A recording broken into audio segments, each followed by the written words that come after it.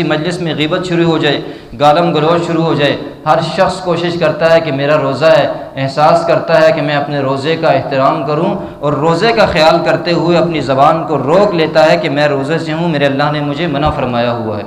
اسی طرح ہاتھ کسی غلط چیز کی طرف نہیں بڑھتے، اگر کسی حلال چیز کی طرف بھی بڑھے لیکن پابندی کا وقت ہو تو ہم لوگ روک لیتے ہیں کہ اللہ نے اس وقت منع کیا ہوا ہے، ہم اس کی طرف ہاتھ نہیں بڑھا سکتے، اللہ نے ہمیں پابندی دی ہوئی ہے اس کی۔ تو یاد رکھیں،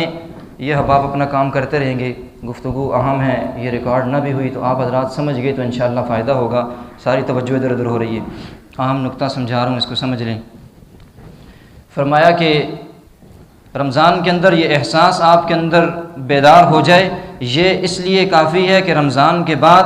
جب آپ کسی غلط چیز کی طرف ہاتھ اٹھائیں گے، رمضان کے بعد جب آپ کی نظر کسی غلط چیز پر پڑنے کی عادت بنے گی، نظر اٹھے گی تو آپ کو فوراً یہ احساس ہو جائے گا، جیسے رمضان میں احساس ہوتا ہے کہ کوئی نہیں دیکھ رہا، آپ پانی منہ کے قریب بھول کر کے لے آتے ہیں، آپ کو یاد آ جاتا ہے کہ اللہ نے حکم دیا ہوا ہے روزے کے اندر پانی نہیں پینا، اب کوئی نہیں دیکھ رہا لیکن آپ ہاتھ پیچھے کھینچ لیتے ہیں اللہ کے حکم کی وجہ سے۔ اللہ آپ سے رمضان کے بعد یہی مطالبہ چاہتے ہیں، یہی اسلام چاہتا ہے کہ آپ کی نظر نامحرم کی طرف اٹھے تو آپ کو یاد آ جائے کہ رمضان میں تو میرا روزہ مختلف چیزوں کا تھا، اب رمضان کے بعد دنیا میں اللہ نے بھیجا تو دنیا میں بھی میرا ایک روزہ ہے، نامحرم کی طرف میں نے آنکھ نہیں اٹھانی، اللہ کا حکم، اللہ کی وجود کا احساس، اللہ کی ہر وقت دیکھنے کا خوف کا احساس آپ کو یاد آ جائے، اپنی نظروں کو آپ نیچی کر لیں، یہی آپ کی زندگی کا روزہ ہے، اسلام یہی مطالبہ کرتا ہے۔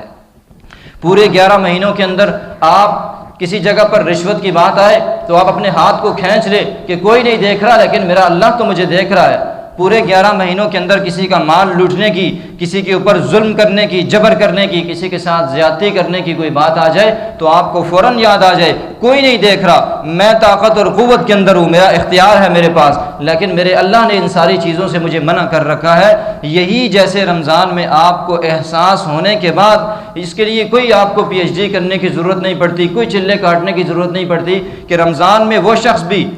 جو پورا سال اللہ کی نافرمانیوں میں لگا رہتا ہو، عمل کے اعتبار سے کوڑا بھی ہو، تھوڑا کمزور بھی ہو، بلکہ ایسے لوگ بھی جو پورا سال مسجدوں میں نہ آئیں، اللہ کے قریب نہ ہوں، وہ بھی رمضان میں اپنی اتنی حفاظت کرتے ہیں کہ اپنے روزے کا بھرپور خیال رکھتے ہیں، کھانے پینے کی چیزوں سے اور دنیاوی لذتوں سے دور رہتے ہیں، تو اس کے لیے کوئی زیادہ پریکٹس کی ضرورت نہیں ہوتی، صرف اتنی بات کہ دماغ کے اندر دل میں یہ بات بٹھا لیں کہ اللہ ہمیں دیکھ رہا ہے، اس نے منع کر دیا، اب ہم ان چیزوں سے دور رہیں گے۔ اور ہمارے اکابر کے اندر، اسلاف کے اندر یہی احساس ہوا کرتا تھا کہ اللہ ہمیں دیکھ رہا ہے، وہ گناہوں سے، اللہ کی نافرمانیوں سے بچتے رہتے تھے، ہمارے اندر سے یہ احساس مٹ گیا، ہماری توجہ اس بات سے ہٹ گئی کہ اللہ ہمیں دیکھ رہا ہے، اس لیے ہم گناہوں کی طرف، اللہ کی نافرمانیوں کی طرف بڑھتے رہتے ہیں۔ آپ دیکھیں حضرت عبداللہ بن عمر رضی اللہ تعالیٰ عنہ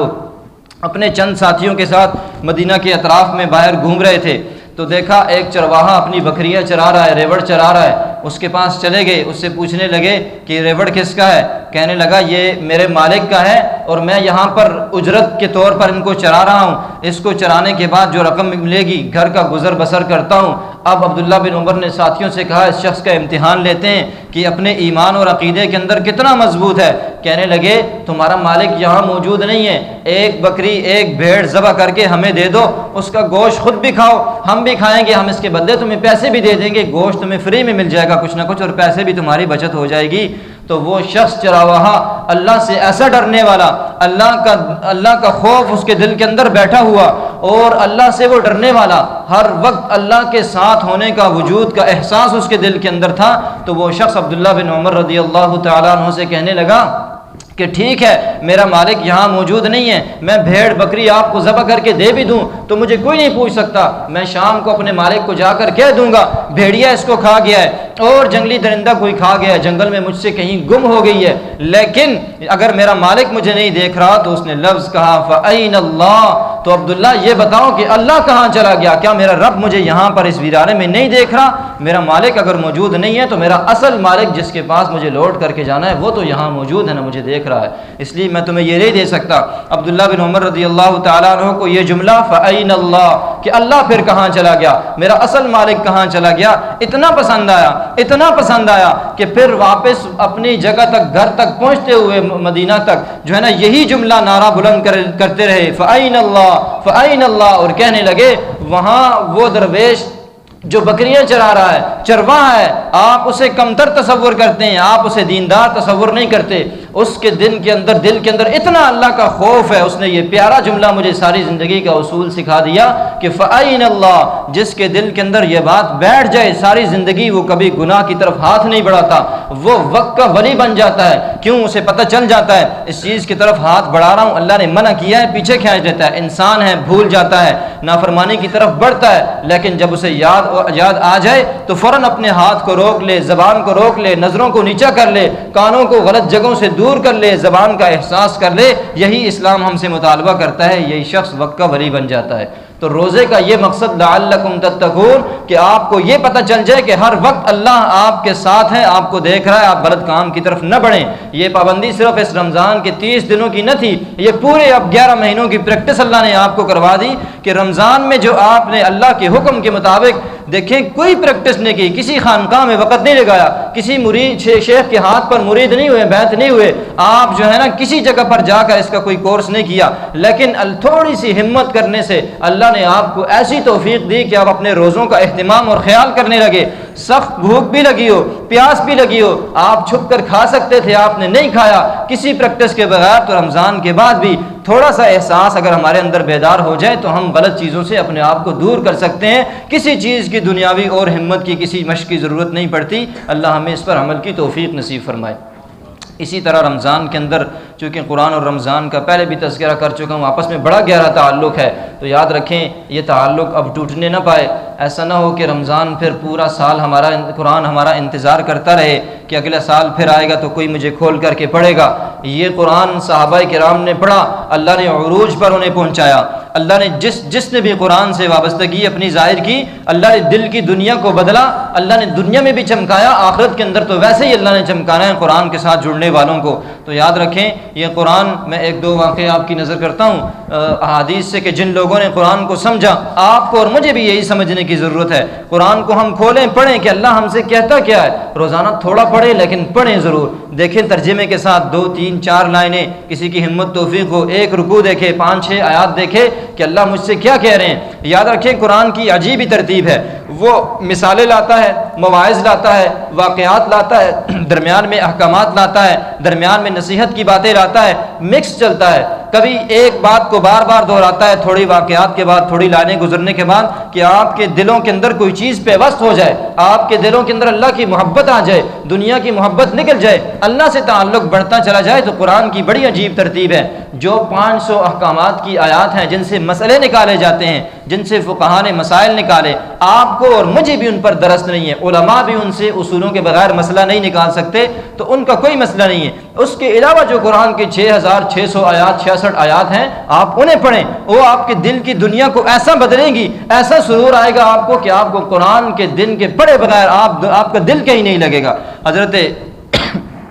طفیل بن عمر دوسی ہیں رضی اللہ تعالیٰ عنہ، قبیلہ دوست سے تشریف لاتے ہیں اور مکہ کے سرداران جمع ہو گئے کہ جتنے لوگ سرکار کی بات کو سنتے ہیں، کلام الہی کو سنتے ہیں، دل بدل جاتے ہیں، دن کی دنیا تاریک سے اجالا ہو جاتا ہے۔ تو طفیل کے پاس آگے کہنے لگے ہمارے علاقے میں ایک شخص ہے، وہ ایسا جادو، کلام اللہ کو جادو سے تعبیر کرنے لگے، ایسا کلام پڑھتا ہے، ایسا جادو کرتا ہے کہ باپ بیٹے سے جدا ہو جاتا ہے، بیٹا ماں سے جدا ہو جاتا ہے، بہن بھائی ایک دوسرے سے دور ہو جاتے ہیں، ایک دوسرے کے اوپر تلواریں نکالنے لگتے ہیں۔ اس کے قریب نہ جانا، کہیں تم بھی اپنے گھر کے اندر دشمنی پالنے نہ لگ جو، اپنے دین کو چھوڑ نہ دو۔ کہنے لگے اتنا پروپیگنڈا کیا، اتنی باتیں مجھے سنائی ان قریش کے سرداروں نے، اپنے کانوں کے اندر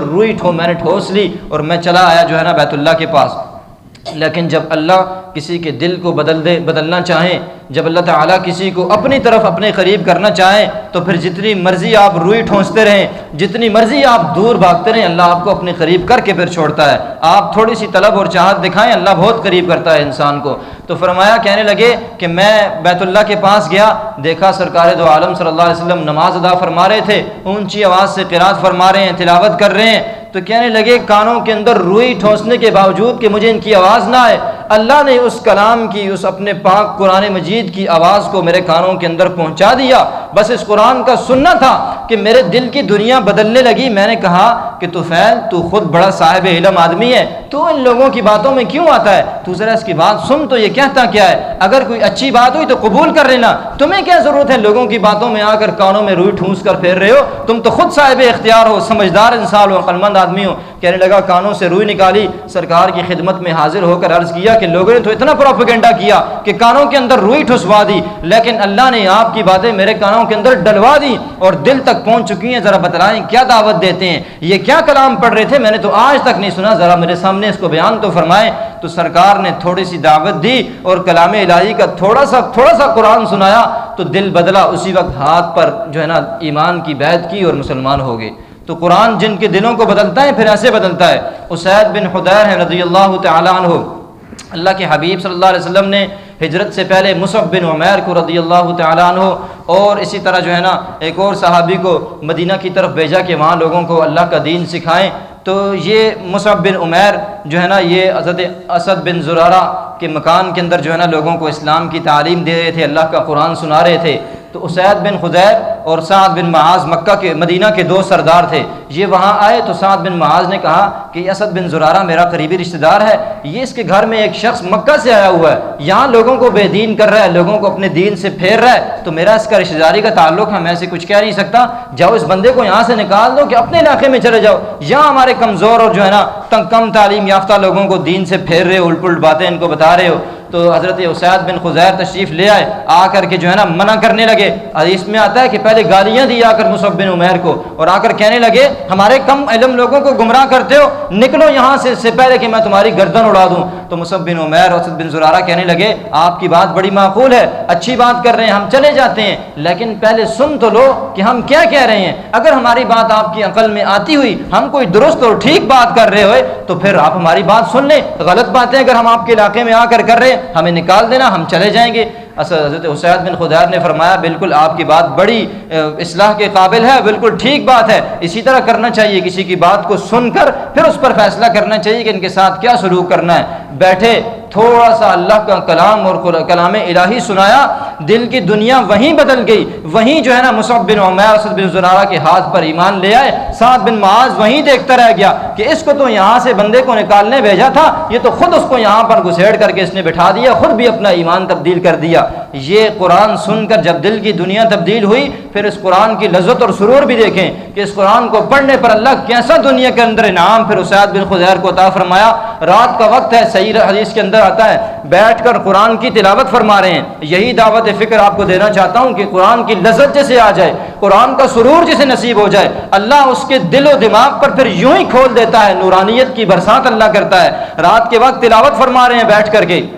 اور کہنے لگے کہ گھوڑا سامنے بندھا ہوا ہے، تلاوت اونچی آواز سے کرتا ہوں، تھوڑا سا آگے جاتا ہوں تو گھوڑا بدکنے لگتا ہے، تو تھوڑی دیر تلاوت سے سکون کرتا ہوں، گھوڑا سکون سے ہو جاتا ہے، پھر تلاوت شروع کرتا ہوں، پھر گھوڑا بدکنے لگ جاتا ہے۔ کہنے لگے کہ تھوڑی 2-3-4 بار کے بعد میں نے تلاوت کرنی بند کر دی کہ مجھے یہ اندیشہ ہوا کہ یہ گھوڑا کھل کر کہیں اپنی رسی توڑوا کر میرا بچہ یہاں قریب سو رہا ہے، اس کے اوپر چڑھ کر جو ہے نا اسے کہیں نقصان نہ پہنچا دے، اسے رون نہ ڈالے۔ تو فرمایا کہ میں نے قرآن کی تلاوت بند کر دی۔ جیسے قرآن کی تلاوت بند کی، آسمان کی طرف دیکھا کہ روشنی اور نور کا ایک حالہ میرے اوپر تھا، اور وہ قرآن کے بند ہونے کے بعد تلاوت کے آہستہ آہستہ آسمان کی طرف جاتا رہا اور میری نظروں سے اوجھل ہو کر آسمان میں غائب ہو گیا۔ تو فرمانے لگے کہ میں صبح سرکار کے پاس تشریف لایا، آ کر کے میں نے یہ واقعہ سرکار کے سامنے بیان کرنا شروع کیا۔ اللہ کے حبیب صلی اللہ علیہ وسلم پر قربان جائیں فرمانے لگے اسید قرآن پڑھتے رہو۔ فرمایا یا رسول اللہ پڑھتا رہا ہوں، پھر بند کیا، کہیں گھوڑا بدک رہا تھا، فرمایا اسید پڑھتے رہو، کہا سرکار پڑھ رہا ہوں، پھر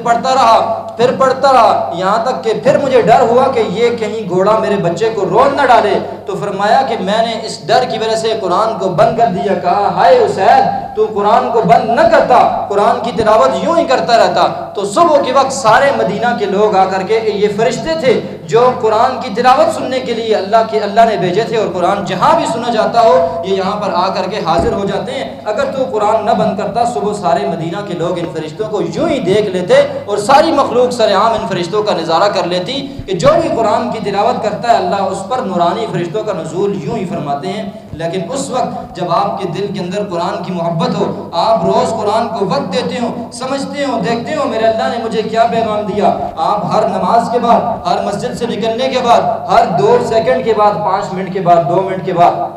موبائل نکالتے ہیں، پتہ نہیں کسی کا میسج نہ آیا ہو، ہاں ہر وقت کے بعد آپ قرآن کو 1 سال کے بعد کھولیں۔ کتنی بدبختی کی بات ہے کہ اللہ نے ہدایت کا ذریعہ بنایا اس قرآن کو، اللہ نے قیامت تک نسل انسانی کے لیے اس کو ہدایت کا ذریعہ بنایا، آپ اور میں اسے بھول جائیں اور قرآن کو پس پش ڈال دیں، الماریوں کے اندر رکھ دیں، سال کے بعد یاد آئے تو یاد رکھیں دل کی دنیا نہیں بدل سکتی جب تک اس کو سمجھ کر پڑھنا شروع نہ کریں، اس وقت تک ہمارے دلوں کے اندر، زندگیوں کے اندر انقلاب نہیں آ سکتا۔ اللہ ہمیں قرآن پڑھنے کی توفیق نصیب فرمائے۔ اور آخری بات،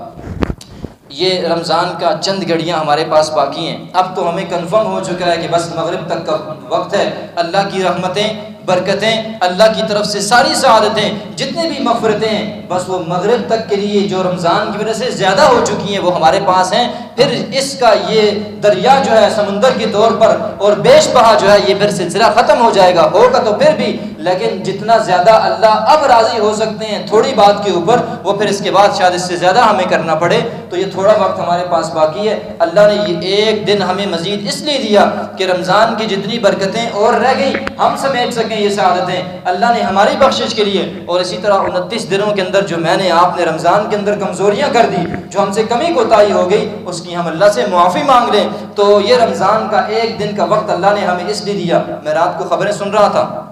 تو